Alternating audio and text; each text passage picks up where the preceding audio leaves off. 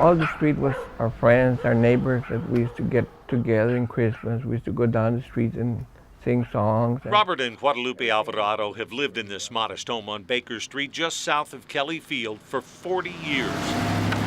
When we came in, we were so proud to have this home. You know, we bought it under the government. We bought it from the government. And would you believe it? We bought it from the government. We thought it was a good deal. They say all the homes here were bought through a 1970s government program. Now, most of the original owners have died. And here, mostly everybody down the block has had cancer or died from cancer. And it's not just on Baker Street. Throughout the neighborhood, there are faded purple crosses, symbols of a 2-decade-old fight. It doesn't take a rocket genius to know that something's wrong. Against Victor San Miguel's home stand 2 crosses. Both he and his wife have thyroid cancer.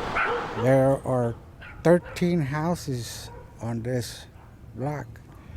And out of those 13 houses, 12 of those houses, people either have cancer or have died of cancer.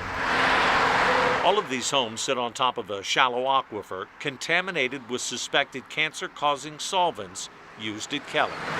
It was an air logistics center, which means you had a lot of industrial cleaning operations, plating operations. Steve Termath is in charge of cleanup operations for all 40 military bases closed by the Base Realignment and Closure Commission in the 90s. He says the Air Force doesn't deny the contamination.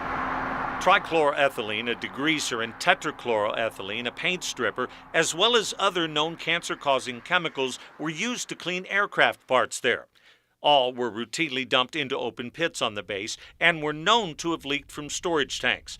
Once the contamination was found to have spread under roughly 20,000 nearby homes and residents there started complaining of cancer and birth defects, the Air Force brought in experts. As regrettable as those illnesses are, we haven't found, and these other outside agencies have not found a linkage to those illnesses from our contamination. Numerous studies by the EPA, the CDC, TCEQ, and others failed to link the higher than normal rates of cancer and some birth defects to the contamination. More than 20 years after it started, experts are working hard on cleaning it up. Or are they? I'd give them a D to a C. George Rice is a groundwater hydrologist who served on the Kelly Restoration Advisory Board for 8 years. He admits the cleanup is working. Instead of covering about 6 square miles, it now covers about 3 square miles. But says it could be moving much faster. The Air Force could pump and treat the contaminated water under the neighborhood, the way they're doing on base. I think it's just a matter of money. I would guess they don't want to spend the additional money that would be required to install an extensive pump and treat system out in the neighborhoods and clean it up more quickly.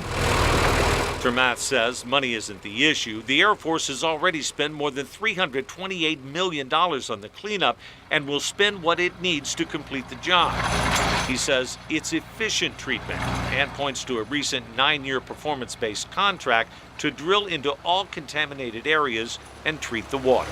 We're injecting, sometimes it's vegetable oil, sometimes it's lactate, as you'd find in milk, and other things that will go into there that will accelerate and make those plumes disappear faster.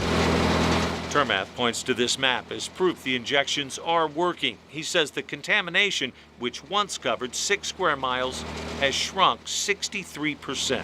Where we stand today, we'll be able to measure some of that progress within a few months. See all these medications I take daily, and that's where my life is, in that box, you know. The Alvarados hope they're here to see that day. I won't function. But no, the odds aren't good. We just say another one. It's another one going.